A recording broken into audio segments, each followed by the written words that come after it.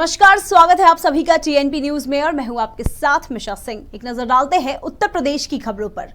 गुरु पूर्णिमा के मौके पर सीएम योगी आदित्यनाथ ने गुरु गोरक्षनाथ की पूजा अर्चना की। इसके साथ ही उन्होंने प्रदेशवासियों को गुरु पूर्णिमा की बधाई दी। उन्होंने ट्वीट किया कि समस्त प्रदेशवासियों को पावन गुरु पूर्णिमा की हार्दिक बधाई। सभ्यताओं का उदय, संस्कृतियों का उत्कर्ष और महान विभूतियों का निर्माण पूज्य गुरुजनों के आशीर्वाद मार्गदर्शन में ही होता है। अपने तप, त्याग और ज्ञान के आलोक से मानव समाज का उद्धार कर रहे सभी देवतुल्य गुरुजनों को नमन। सीएम योगी ने गोरखपुर को विकास की सौगात दी। सीएम ने 463.60 करोड़ की परियोजनाओं का शिलान्यास किया। इस दौरान पीएम ने कहा कि वे गुरु पूर्णिमा के एक दिन पूर्व गोरखपुर के लोगों को परियोजनाओं की सौगात देने आए हैं। शिक्षा, स्वास्थ्य, सड़क और बाढ़ से बचाव के उपाय के लिए हर विधानसभा क्षेत्र में विकास की सौगात दी जाएगी। इसके साथ ही सीएम ने कहा कि जरूरतमंद लोगों को फ्री एलपीजी सिलेंडर का कनेक्शन दिया गया है। दीपावली और होली के अवसर पर उन्हें एलपीजी का सिलेंडर सरकार की तरफ से फ्री में उपलब्ध कराया जाएगा। सीएम योगी ने बीते दिनों हुए तबादलों की गड़बड़ियों को लेकर जांच के आदेश दिए थे। अब इस मामले में स्वास्थ्य विभाग और पशुपालन विभाग में हुए ट्रांसफर में भ्रष्टाचार की जांच के लिए कमेटियों का गठन किया गया है। बता दें कि दोनों ही विभागों में एक कमेटी बनाई गई है जो ट्रांसफर में हुए भ्रष्टाचार के मामले की जांच करेगी और जो भी अधिकारी इस जांच में दोषी पाया जाएगा उस पर सख्त कार्रवाई की जाएगी। 14 जुलाई से पवित्र श्रावण मास शुरू हो रहा है और भक्तों ने कावड़ ले जाना शुरू कर दिया है। इस बीच सीएम योगी ने कावड़ यात्रा को लेकर निर्देश दिए हैं।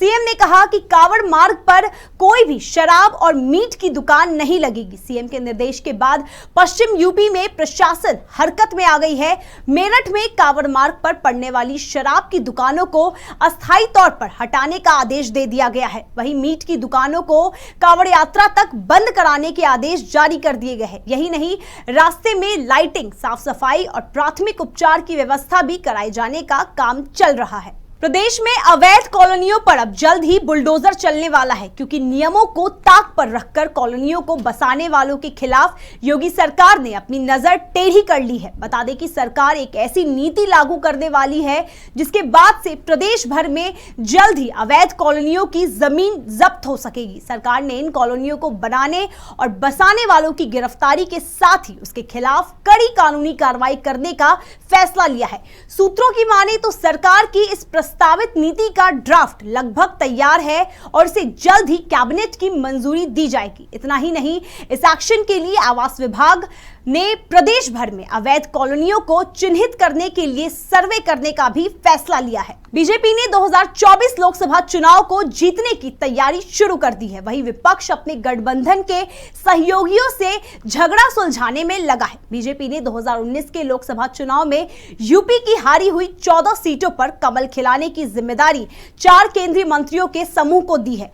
केंद्रीय मंत्रियों का यह समूह सपा, बसपा और कांग्रेस के कब्जे वाली 14 लोकसभा सीटों का दौरा 17 जुलाई से करेगा। बता दें कि सोनिया मुलायम के गढ़ पर बीजेपी की खास नजर है। इन सीटों को जीतने के लिए बीजेपी ने विशेष रणनीति बनाई है। साथ ही राष्ट्रीय स्तर के संगठन के पदाधिकारियों को लगाया गया।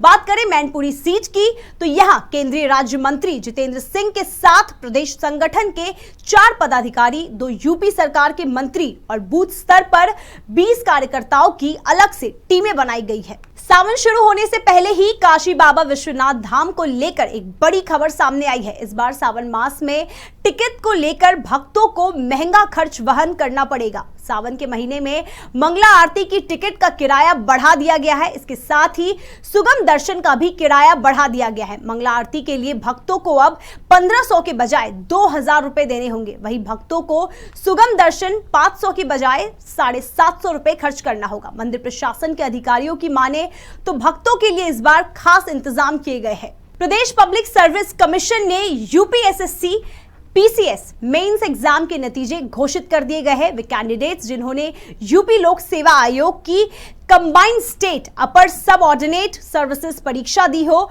वो आधिकारिक वेबसाइट पर जाकर अपना रिजल्ट चेक कर सकते हैं कि उनका सिलेक्शन हुआ है या नहीं।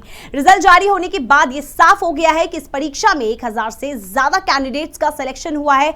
अगर टोटल कैंडिडेट्स की बात की जाए तो कुल 1285 कैंडिडेट्स अब इंटरव्यू राउंड के लिए जाएंगे। वक्त हो चुका है एक छोटी सी ब्रेक का। ब्रेक के इस पार खबरों का सिलसिला यूं ही चलता रहेगा। TNP न्यूज एक हिंदी भाषी न्यूज चैनल है। TNP ग्रुप का मूल उद्देश्य ग्रामीण क्षेत्र के युवाओं को पत्रकारिता का ज्ञान और कौशल प्रदान करना है। अधिक जानकारी के लिए विजिट करें हमारी वेबसाइट tnpnews.in या graminreporter.com।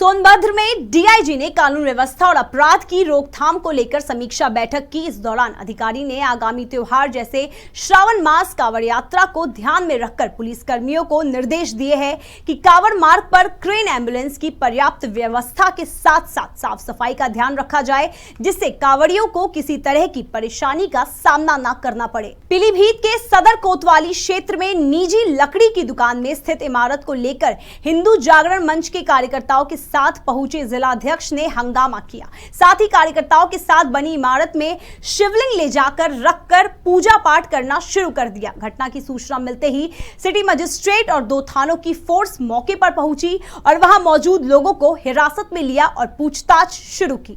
लकड़ी मंडी में एक दुकान के अंदर एक मंदिर नुमा स्ट्रक्चर है, उसको लेकर के विवाद है और कुछ पक्ष उसमें आज शिवलिंग उसमें जाकर रखे हैं। दूसरा पक्ष बता रहा है कि हमारा निजी वो स्मारक है। इसकी जांच की जा रही है। जांच होने के बाद जो भी तथ्य निकल के आएंगे उस पर फिर आगे का। पीलीभीत के जहानाबाद थाना क्षेत्र में रेलवे क्रॉसिंग पर ट्रेन की चपेट में आने से छात्र की मौत हो गई। बताया जा रहा है कि छात्र अपने घर से स्कूल के लिए निकला था, लेकिन महज कुछ ही देर में ही उसकी मौत हो गई। सूचना मिलते ही पुलिस मौके पर पहुंची और शवों को कब्जे में लेकर पोस्टमार्टम के लिए भेजा। प्रदेश में अच्छी बारिश का लोगों को अभी भी इंतजार है। मौसम विभाग के मुताबिक प्रदेश के अलग अलग जिलों में आंशिक रूप से बादल छाए रहेंगे, लेकिन बारिश की संभावना कम है। हालांकि कुछ जगहों पर बूंदाबांदी हो सकती है। मौसम विभाग के निदेशक ने बताया कि फिलहाल यूपी में एक हफ्ते तक मानसून की सामान्य बारिश होने की संभावना नहीं है। इस दौरान कई इलाकों में हल्की फुल्की बारिश हो सकती है। देश और विदेश की तमाम खबरें देखने के लिए बने रहिए TNP न्यूज के साथ और हमारे चैनल को लाइक, कमेंट, सब्सक्राइब जरूर करें और ताजा अपडेट्स के लिए www.tnpnews.in पर जाएं।